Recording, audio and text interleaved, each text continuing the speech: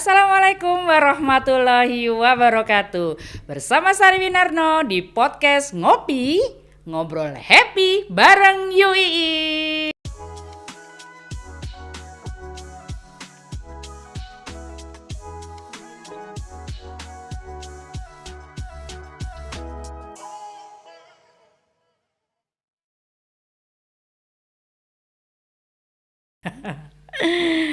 Wah, ini sekarang kita kedatangan bintang tamu, narasumber yang baru lulus. Terhitung baru lulus kan? Iya, baru lulus. Ya karena ya?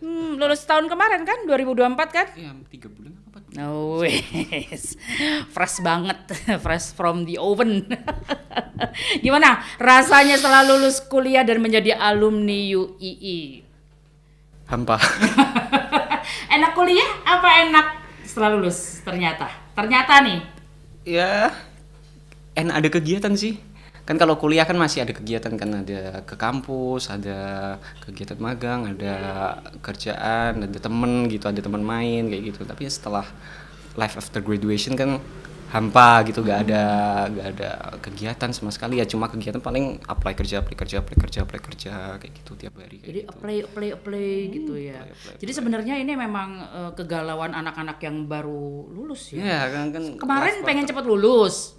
Sebelumnya, kapan aku lulus gitu kan. Ini kapan aku kerja. Iya, sekarang mendingan kuliah ya kayaknya gitu.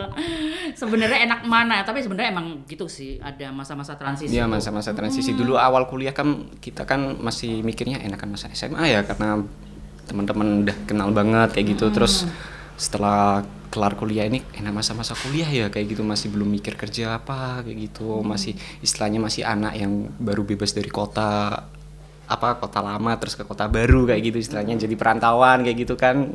Excitementnya kan beda banget itu sama dari anak SMA kayak gitu.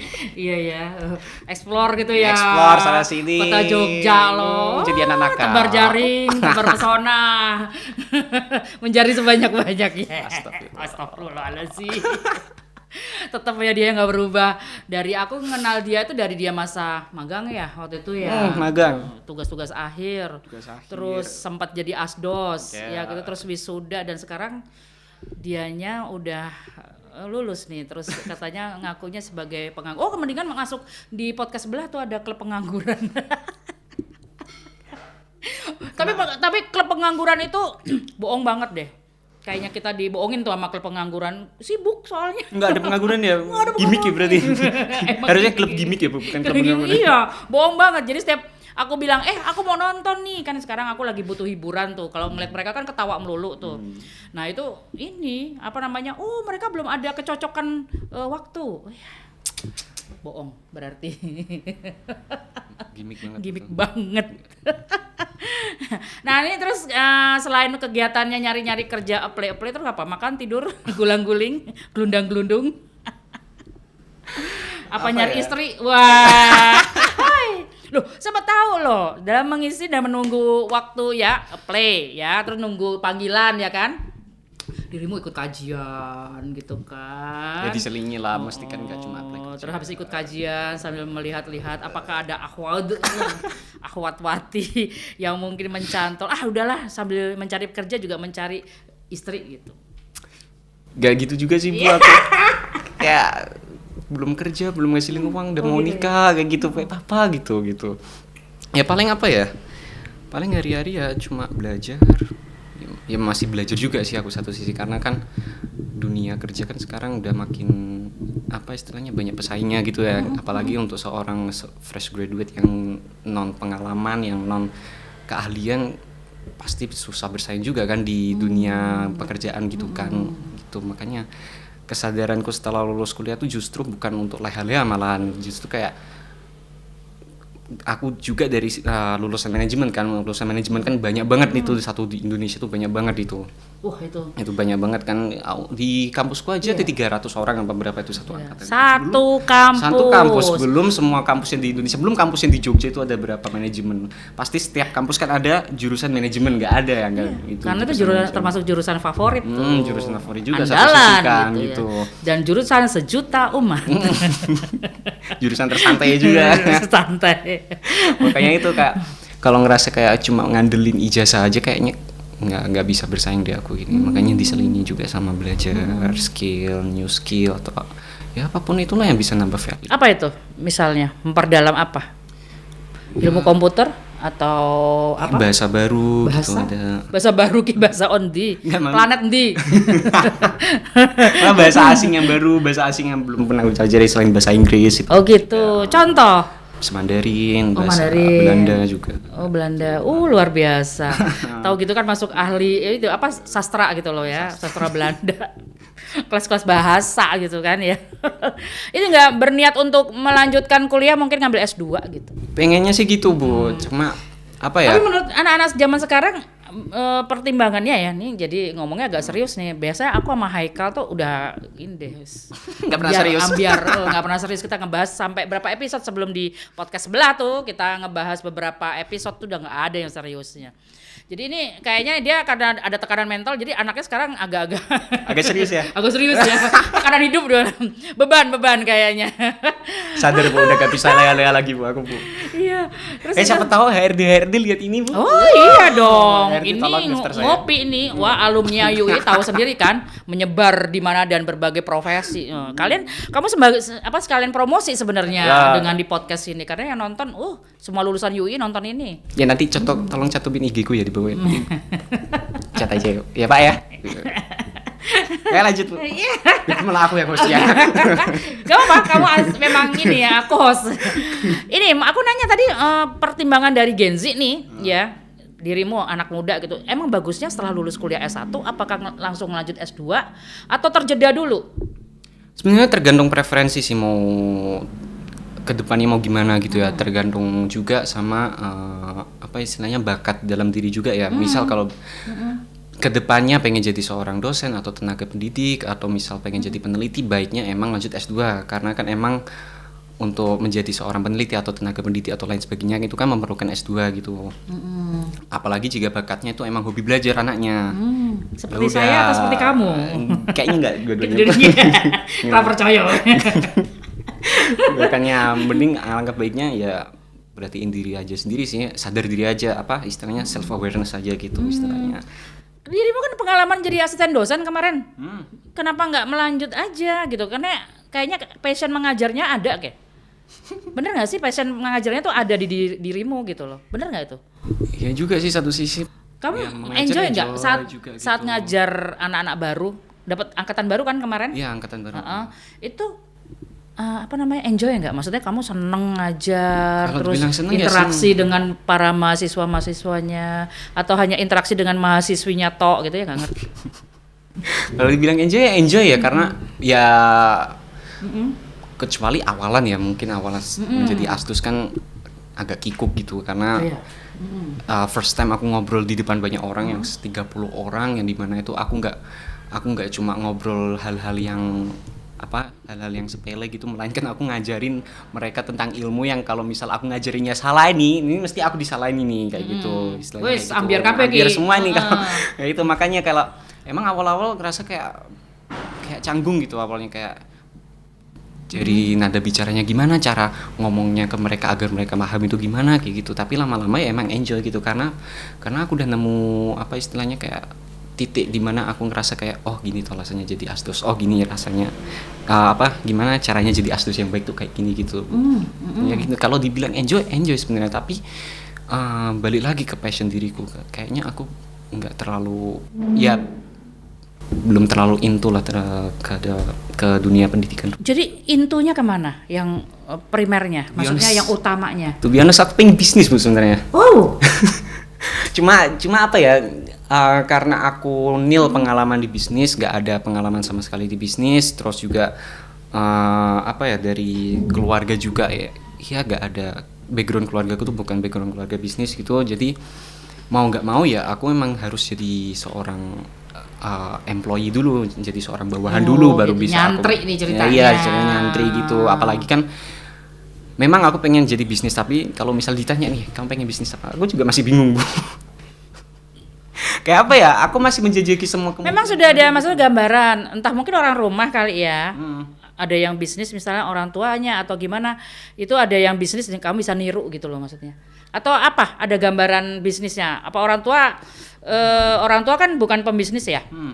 Malah di dunia pendidikan toh orang tuanya kan. Nah itu melihat siapa kok tiba-tiba saya ingin berbisnis atau melihat saya? Beda banget sih. Ya kan apa ya, karena aku dari manajemen ya, background manajemen ya Bu. Oh gitu. Selama berapa semester, 8 semester atau 7 semester plus aku digabung sama pengalaman magang itu juga.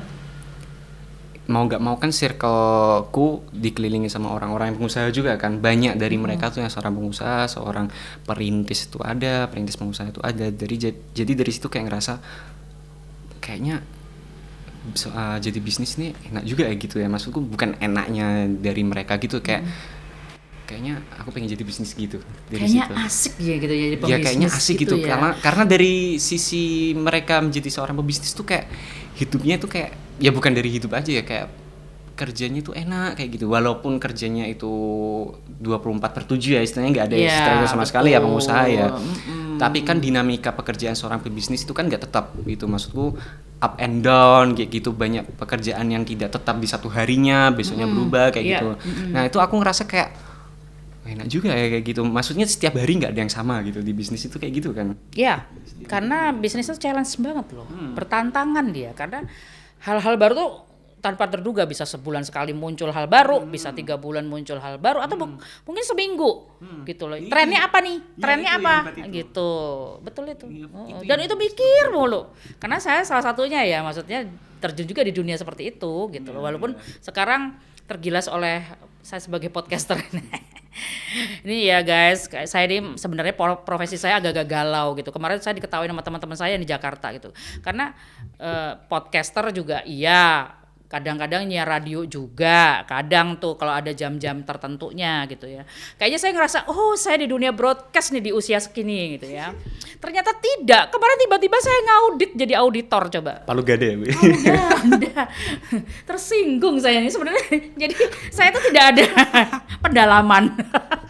Kelihatan banget ya gitu loh. Tapi seorang bisnis tuh kayak gitu loh Bu, mereka nggak dituntut cuma bisa satu skill aja, ya kan? Seorang pebisnis itu kan harus semua skill itu harus bisa dikuasai, karena ya emang dinamikanya seorang pebisnis kan gitu kan, nggak bisa menguasain satu aja, mereka harus menguasai semua. Dia berbagai profesi, entah segmen-segmen apa gitu ya, dia harus benar-benar sensitif terhadap itu gitu ya. Kalau orang bisnis itu, ya itu hal-hal yang viral mungkin, hal-hal yang lagi atau tren gitu-gitu kan, dia harus membaca itu semuanya. Termasuk dia harus ngerti bursa efek loh.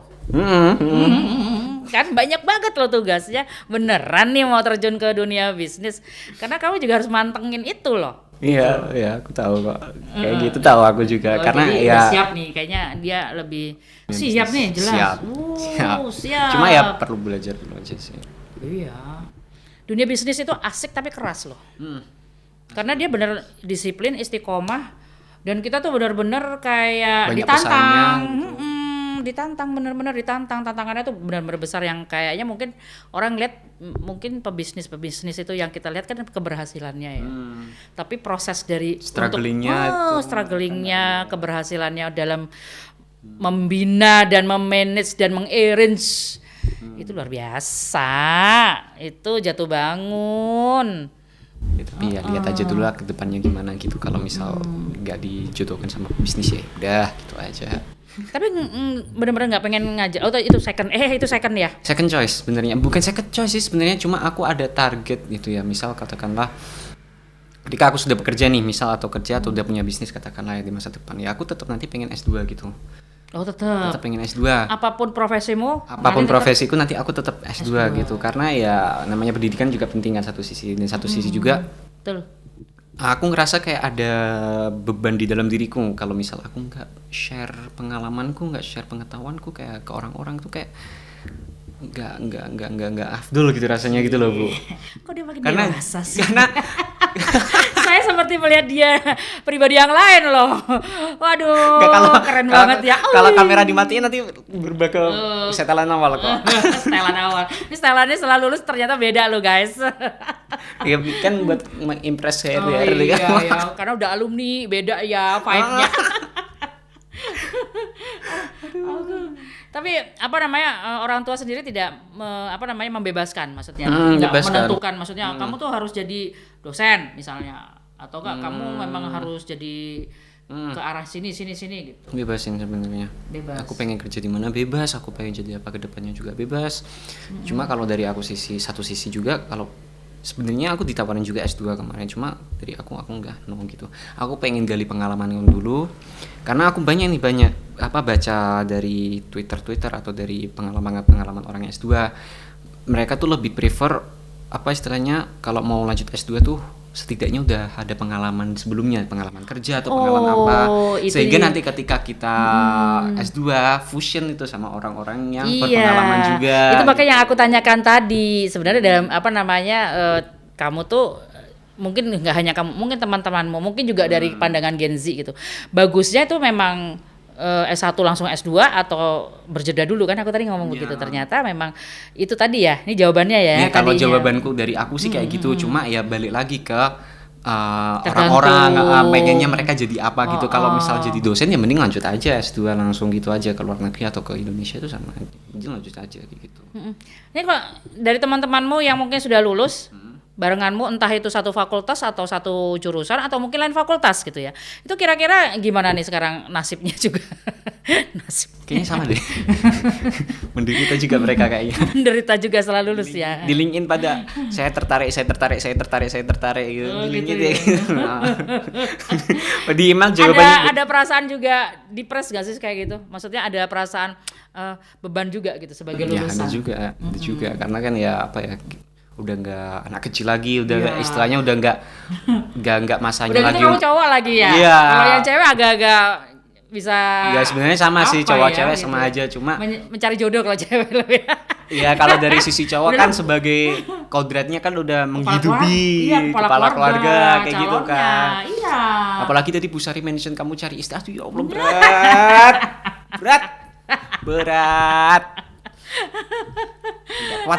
Nggak kuat. Bendera putih kalau langsung gitu ya. Mending kerja dulu aja gitu. Keren itu sebenarnya. Iya sih, aku pengen dengar aja dari anak-anak yang baru lulus nih ya, terutama gitu loh. Sebenarnya kalian jangan menyerah aja ya. Maksudnya apapun bisa dikerjakan setelah lulus sebenarnya. Ya, ada yang mungkin sekarang kan banyak banget ide ya, nggak harus bekerja itu, nggak harus kantoran kan? Nggak harus kantoran, WFH. Kayak saya loh, Yang penting menghasilkan toh. Iya, maunya menghasilkan aja gitu. Banyak banget ide-ide, cuma tergantung kita memilahnya yang mana yang baik buat kita, mana yang buruk buat kita aja sih, gitu aja. Tapi ini para Gen Z yang sudah lulus, yang baru lulus seperti dirimu gitu, terbuka nggak sih pemikirannya melihat sesuatu, atau masih kan ada ininya ya, apa sih istilahnya, mereka tuh masih harus ini gitu, harus itu gitu kan. Aku lulusan manajemen ya harus kerjanya sesuai kan, kayak dulu aku lulus nih akuntan ya. Jadi aku selalu mikirnya cari kerja yang masih satu linear gitu.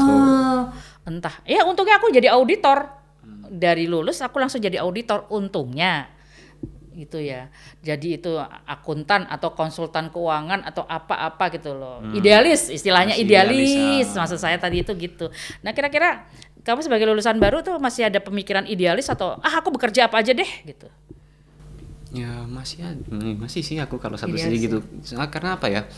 Satu sisi aku nggak pede juga dengan ilmu lain selain ilmu yang aku punya gitu loh Bu. Maksudku aku udah terlalu mastering di ilmuku ini gitu. Kalau misal aku keluar ke istilahnya apply job yang di luar aku kuasai, takutku kan aku nggak bisa menguasainya itu dengan bentur. Apalagi kan ini dunia pekerjaan, bukan lagi dunia perkuliahan atau dunia pendidikan itu yang bisa kita coba-coba di dalamnya kan. Kalau dunia pekerjaan kan udah beda lagi gitu. Kita nggak bisa coba-coba di dalamnya, nggak bisa istilahnya nggak bisa cari kesalahan di dalamnya. Bahkan kesalahan pun harus diminimalisir kan kalau kayak gitu. Itu aja. Mungkin pemikiran setiap orang kayak gitu sih, pemikiranku sih. Mungkin yang anak yang dari teknik, misal katakanlah mau terjun ke dunia keuangan kayak gitu kan, itu kan dua hal yang istilahnya sangat bertentangan sama satu sama lain kan, memanage keuangan sama teknik main di lapangan istilahnya kayak gitu kan. Itu kan takutku kan ya mereka salah input nomor apa salah itu gitu aja. Iya benar, apalagi sekarang kan apa ya, kalau orang-orang baru lulus itu banyak tergoda dengan iklan-iklan gitu, maksudnya iklan-iklan lowongan gitu kayak gitu. Apalagi kan sekarang dunia TikTok kayak gitu-gitu kan godaannya, misal banyak tuh sekarang di TikTok apa kerja di apa MNC company MNC multinational company kayak gitu. Gitu kayak istilahnya kan orang-orang yang baru melihat video itu langsung tergoda, aku pengen gabung di sini juga nih gitu kan Bu. Makanya banyak ya, aku sekarang berada di fase kayak gitu juga sih, aku pengen kerja langsung yang di itu, aku menetapkan sasaran yang tinggi gitu sekalian aja gitu. Walaupun nanti kalau misal aku ujung-ujungnya kerja yang ya yang biasa atau nggak sesuai ekspektasiku gitu ya nggak tahu juga sih aku gitu jadinya.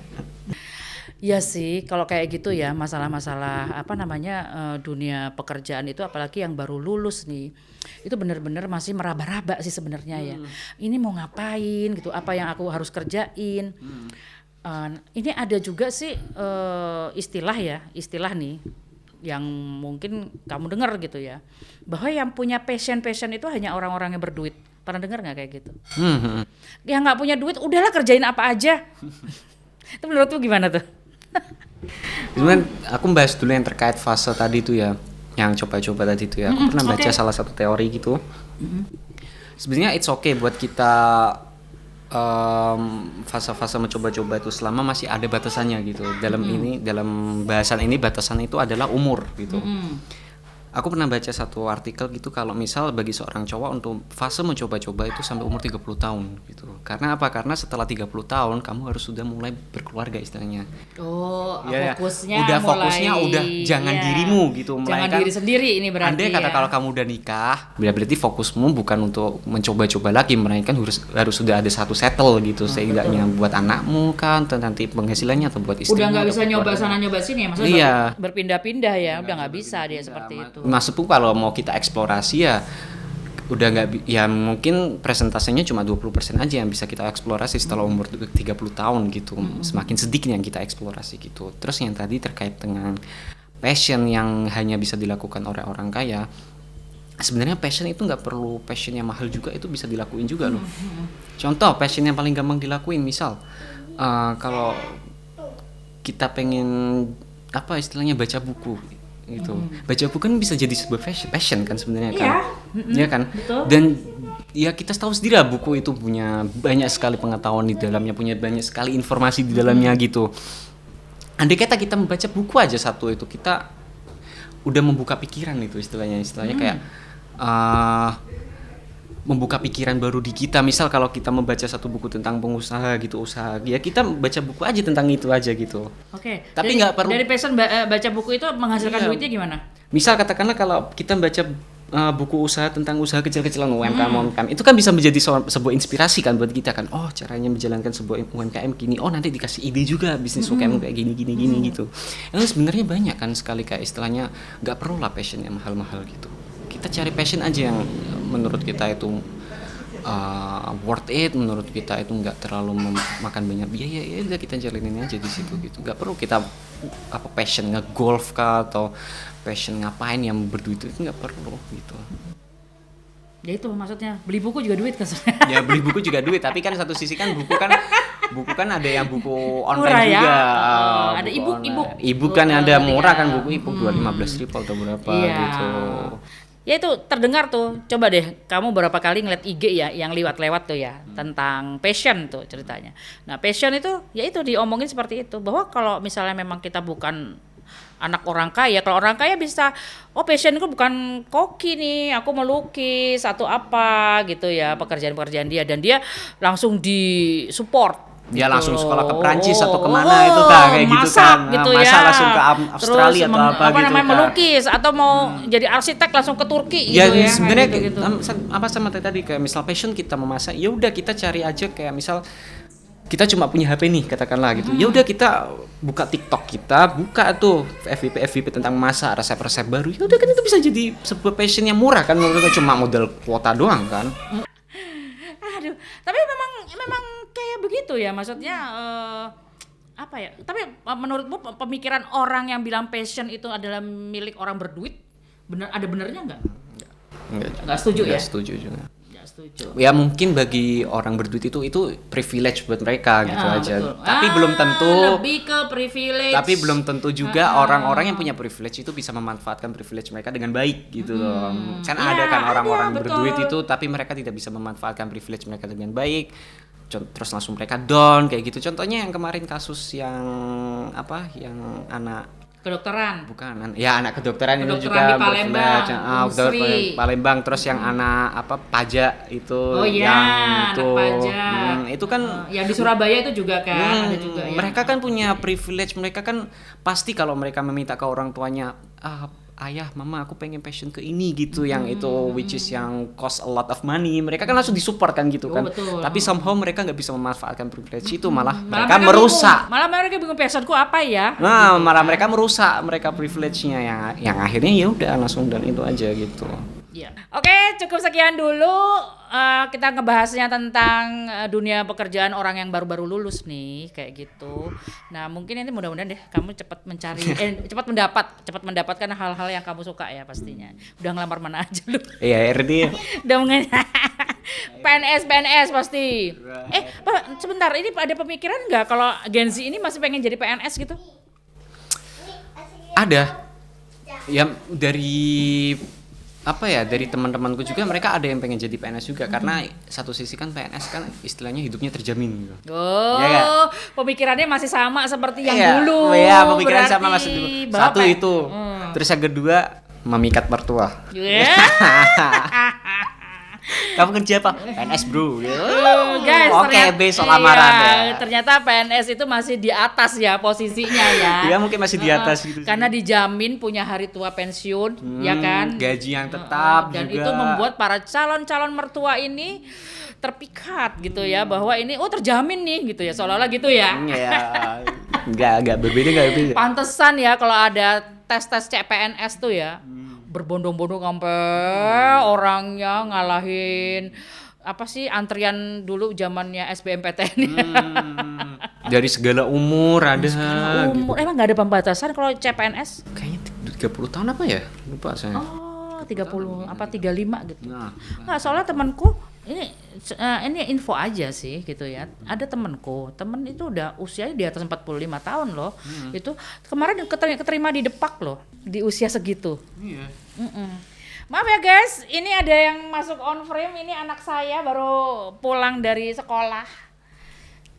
Oke, sekian dulu deh kalau gitu, karena berhubung ada bocil, saya ya konsentrasinya jadi ke distract kemana-mana. Udah cuacanya panas, terus ada bocil pulang sekolah, jadi agak-agak gitu. Oke ya, yang ingin bertanya-tanya tentang yang baru-baru lulus ini mau ngapain aja dan mau kemana, boleh nanti bisa komen di YouTube Ngopi atau enggak di medsos Ngopi, yaitu IG, FB dan TikTok yang Ngopi. Ini Mas Haikal ini ini nanya. Nanti dia sensi banget soalnya. Aku mau nanyanya sensi, udahlah nanti yang kita ke part 2 aja deh nanti nanyanya ya. Nah, habis ini kamu nantikan ya. Ini akan ada part 2, tetap di Ngopi, ngobrol happy bareng Yu Ii.